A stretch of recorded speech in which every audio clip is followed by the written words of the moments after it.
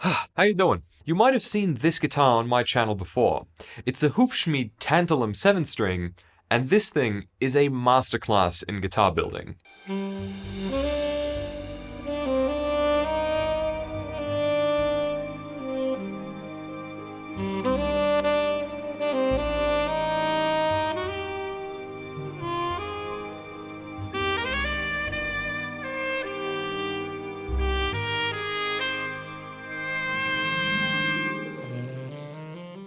Everything you can do right when building a guitar, this has.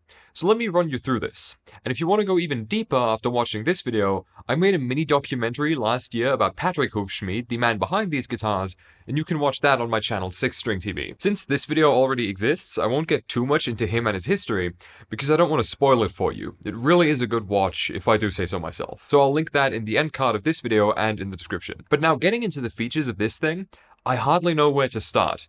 So I think I'll start with the materials. The body as well as the neck are made of a beautifully quarter-sawn piece of Sipo mahogany, and the fretboard is made of African ebony. All of this is hand-carved from scratch without the use of a CNC machine, a process that is rarely used anymore because it offers no real benefit to the builder because your hands are never as exact as a CNC machine, as well as not giving much real benefit to the player of the guitar, besides the knowledge that you own more than a guitar, that you own a unique art piece. The top is the only instance where CNC was used, because it's a solid slab of Richlite, a material essentially made of recycled paper and resin, compressed into a super solid and dense slab that not only has many properties that are better than wood for guitar building, but actually repels dust off its surface, meaning I've never had to wipe this thing down because it's been dusty. This deeply engraved honeycomb pattern was made using a CNC machine, since it would quite literally not be possible to chisel out accurately by hand, and it makes for such a unique look and feel. I actually have another Hufschmied guitar over here with an engraved Richlite top,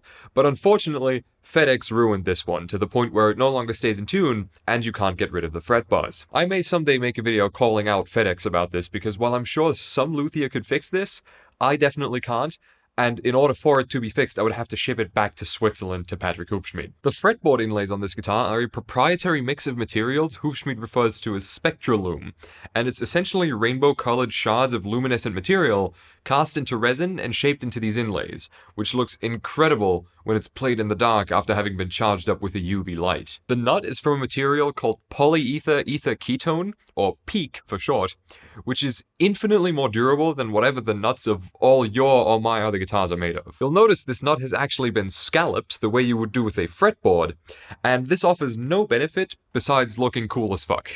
And that's kind of the thing I love about Hufschmied guitars. Everything that needs to be there to make it as good as possible is there, but there's also a bunch more features that exist purely because they're cool. The fret material, well, that's gonna anger some people, because it's not stainless steel. So let's take a quick excursion to educate you on why it doesn't need to be. Stainless steel as a fret material is a relatively new concept, and if you'll notice, the one thing you usually don't need to do when buying something like a vintage Charvel from the 80s with nickel frets is refret the neck, because people give non-steel fret materials way less credit than they deserve. Stainless steel frets usually create more issues than they solve, taking longer to install and wearing out luthier tools more due to their hardness, which does nothing but jack up the price for you. Something like bell bronze, for example, will last through decades of heavy abuse anyway, and refretting a guitar every 20 years really is not insane. I made a video ages ago over on 6 String TV sort of making fun of a line of USA Jackson guitars that was new at the time,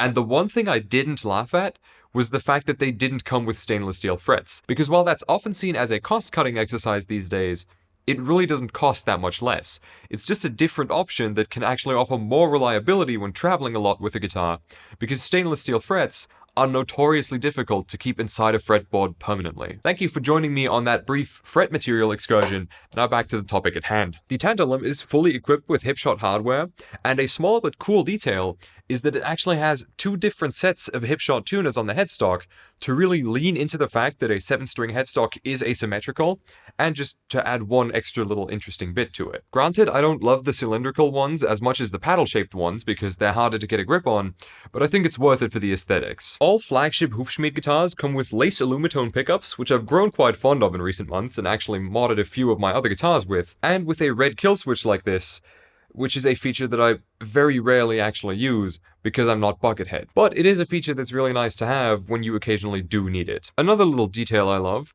is the adhesive Hufschmied logo seal on the back of the headstock. Speaking of seal,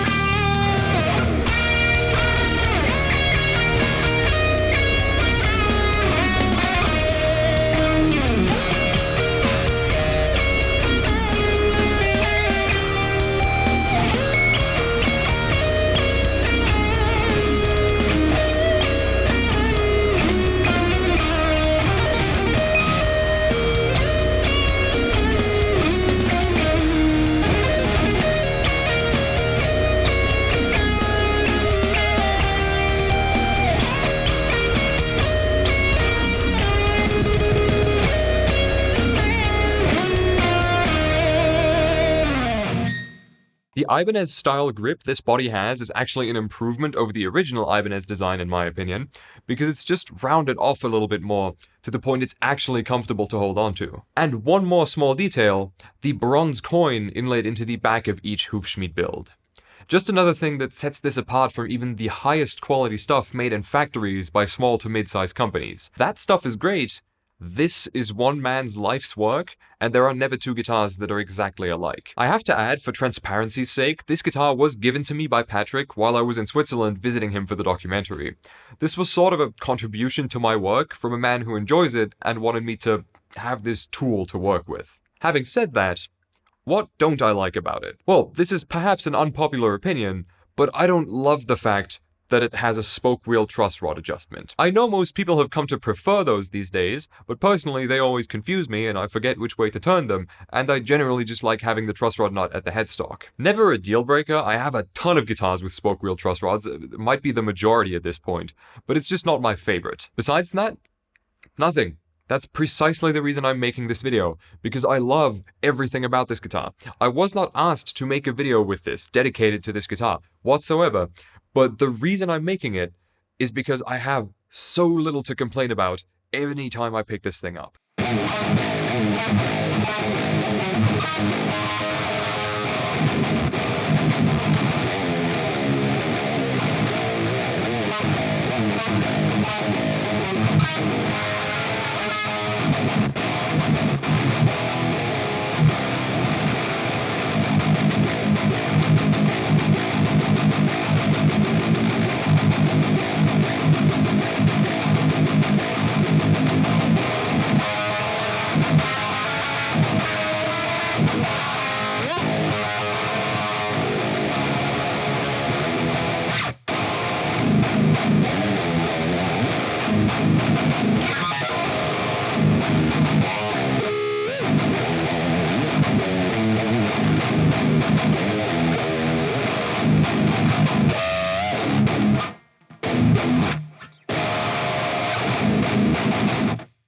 Every other guitar that I have that I truly love, I'll have a small list of complaints that aren't deal breakers, but make it annoying during daily use. I don't let those things ruin the guitars for me, because nothing in life can be 100% perfect, but this guitar is as close as it gets. I've sprinkled sound demos throughout this video, but here are some more just to round it out.